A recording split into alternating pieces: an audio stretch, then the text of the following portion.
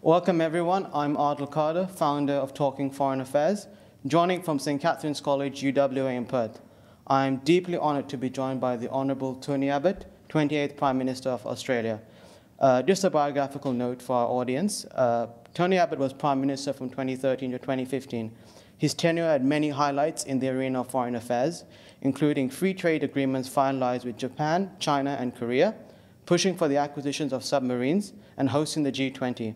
After leaving office, Mr. Abbott has been actively involved in foreign affairs, delivering thought-provoking foreign policy speeches, which we'll be talking about today. Mr. Abbott, thank you so much for joining us. I'm looking forward to an insightful discussion on foreign policy. Thanks, Adil. Nice to be here.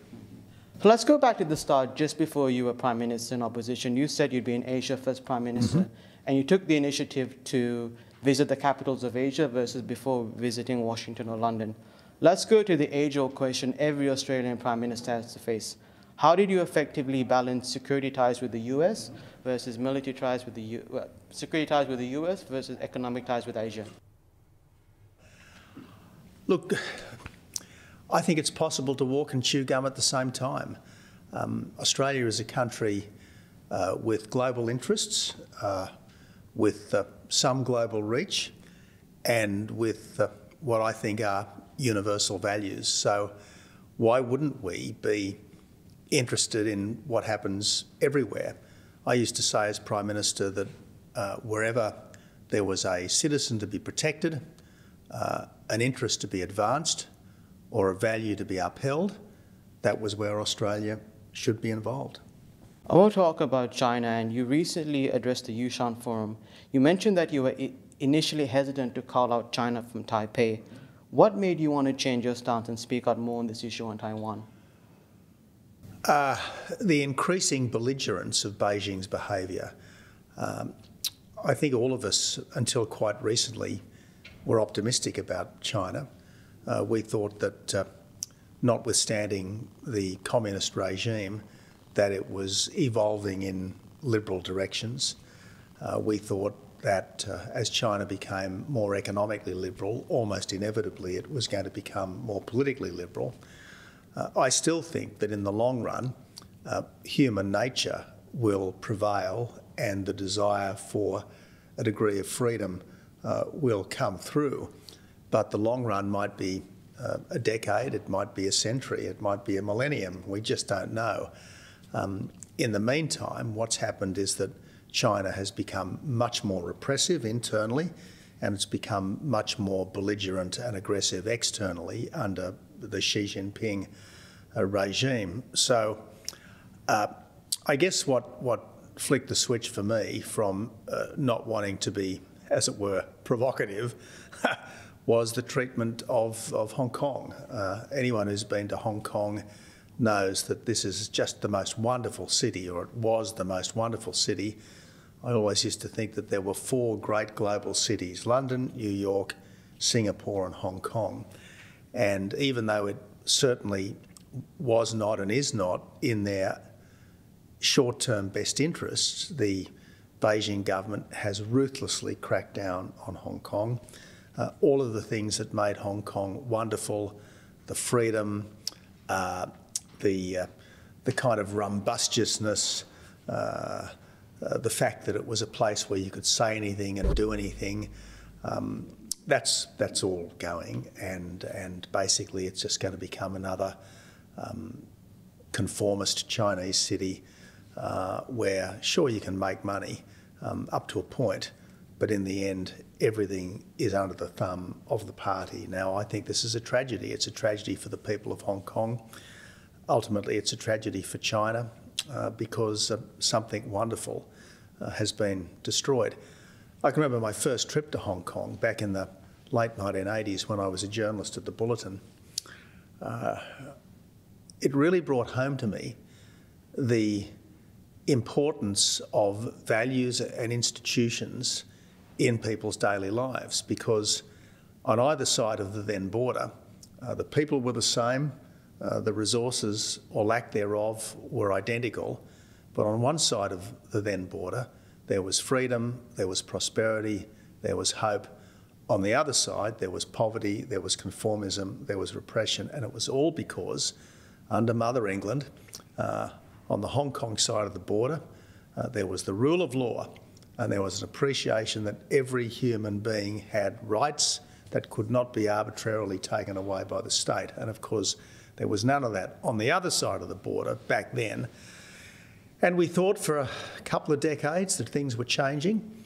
When Deng Xiaoping said to get rich is glorious and did liberate the peasants to sell their produce on an open market, did liberate the entrepreneurs to create businesses, we thought it was changing. But what I think we underestimated was that all of this was done not because the commissars had any commitment to freedom, but they'd worked out that at least a period of freedom was important for building up China's strength. And it was all about building up the strength of the regime. And now that the regime feels it's strong enough, the hide your strength and bide your time era is gone. And China is, the Chinese government, the Beijing government, is openly declaring not just that its goal is to take back Taiwan, but to dominate the region and ultimately be the world's top power by mid-century. And a world dominated by China, certainly by a communist Chinese government, is going to be a very different world to the one that we've enjoyed over the last 60 or 70 years, and under which there has been absolutely unparalleled human flourishing. I mean, okay, there have been a few hiccups over the last couple of years. There's been the pandemic, which was a nightmare, not so much because of the disease, but because of the response to the disease. We've now got this horrific war in Ukraine unleashed by a brutal, vicious monster. But if you take the world at the beginning of 2020, never had so many people been so free, so safe, and so well off. Never in human history. And let's just hope that we can deal with the contemporary challenges in ways that resume that forward march. So you mentioned just in your answer about President Xi, and you had to deal a lot with him. I think one of the highlights was in 2014, in a speech at the Australian Parliament, he said, in the English translation, quote, "China would be fully democratic mid-century." What were your thoughts when hearing this, and did you predict China's growing assertiveness? Adil, you're absolutely right. I was incredibly buoyed when I heard that. I know that what Xi Jinping regards as democracy might not be exactly what we might regard as democracy, but nevertheless, the fact that he chose to say that in that environment, to me, was incredibly encouraging. And looking back, I reckon that speech marks the high water. That was the high tide. That was the high water mark of China's engagement with the wider world, or China's, if you like, convergence with the wider world. But I think almost from that point, what we thought were converging paths have become diverging paths. I mean, it was really from the beginning of 2015 that the express militarisation of the South China Sea began. There was the ramping up of repression against the Uyghurs. There was the beginning of this whole social credit push inside China, and then a couple of years later we had the slow strangulation of Hong Kong.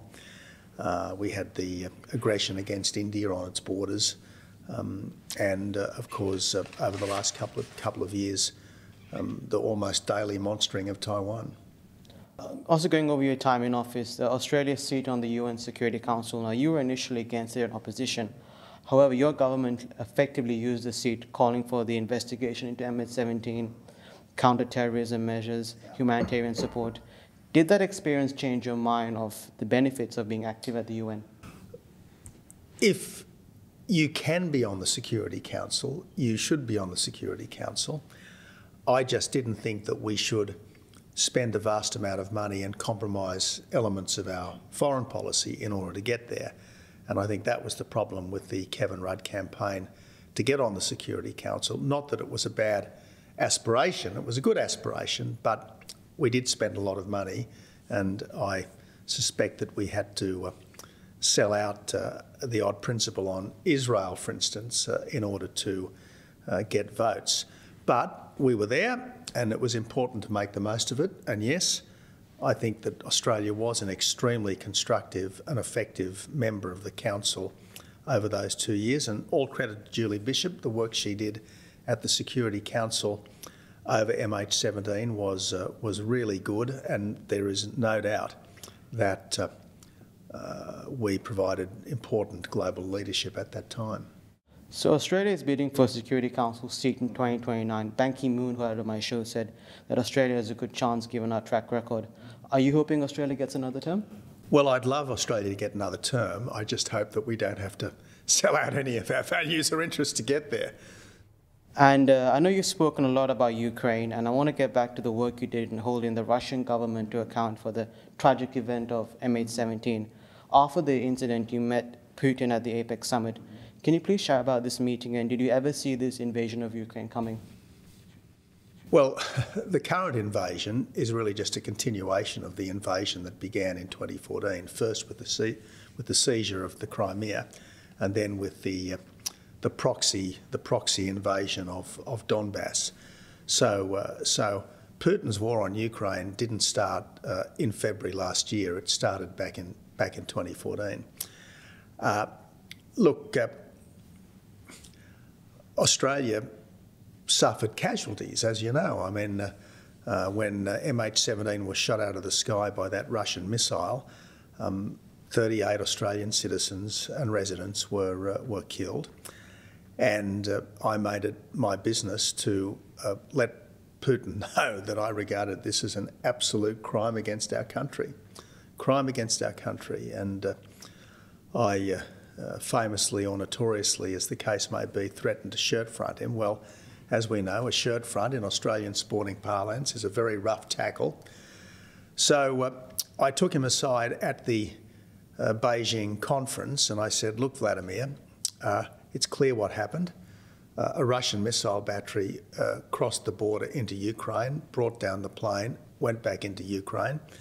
I'm not saying that you ordered the thing to fire, but you certainly gave permission, in a general sense, for missile batteries to go into the Ukraine on behalf of the Russian-backed rebels, and I reckon that makes you culpable. And I think that the very least you owe those people, the families of the dead, is an apology and some form of compensation. He went into a long rant through an interpreter that the Ukrainians were all fascists, that it was a Ukrainian provocateur who'd brought down the plane, and that Ukraine had no right to exist anyway. I said, look, Vladimir, I've read my Solzhenitsyn and my Tolstoy, and I get the Mother Russia stuff, and I know about Kievan Rus and all the rest of it, but if the Ukrainians want to look west rather than east, haven't they got that right? Anyway, Putin just continued the rant about Ukrainians all being fascists and Ukraine having no right to exist. And at that point, we were called back into the hall. So we're walking back in, and all of a sudden, Putin, who speaks quite good English, grabbed me, and he literally grabbed me physically, and he said, "You are not a native Australian, I am a native Russian." And then he kind of pushed me. And I'm thinking to myself, this is the most weird thing that's ever happened. But what I think he was trying to tell me with this otherwise bizarre outburst is that as the citizen of a settler society, of an immigrant nation, what the hell would I know about the sacred connection, the blood and soil connection that he, as a Russian, has to the Russian motherland, which he regards includes Ukraine. So I guess it was pretty obvious to me that Putin then, now and always has regarded himself as on some kind of a sacred mission to restore Greater Russia, to restore the Russia of Peter the Great. And that's why this Ukraine struggle is so important, not just for Ukraine, but for Europe and for the wider world, because if Putin prevails, this is not the end.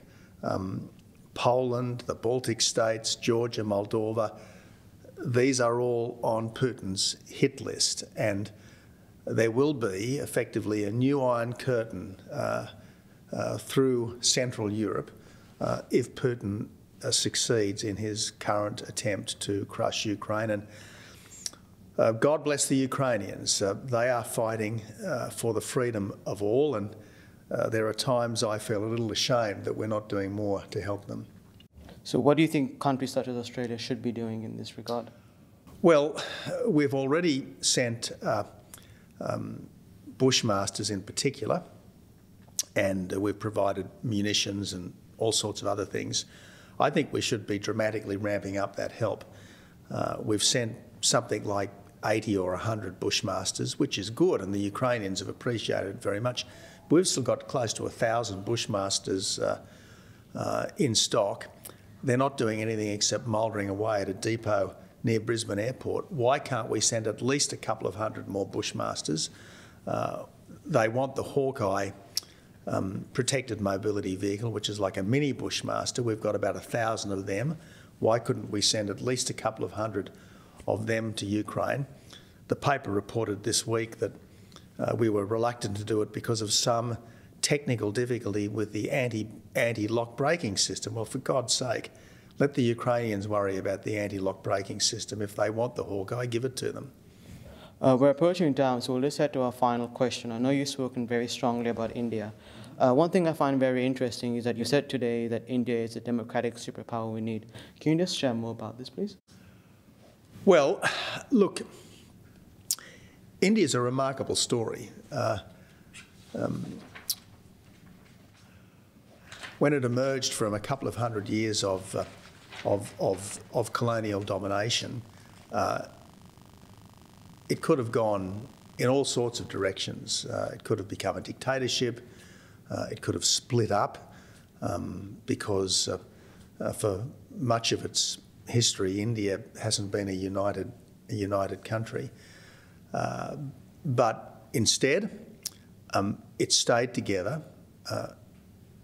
Pakistan and Bangladesh accepted, obviously, but it stayed together as a united democratic country, and it's done that despite all the challenges of development which a massive and still pretty poor country faces.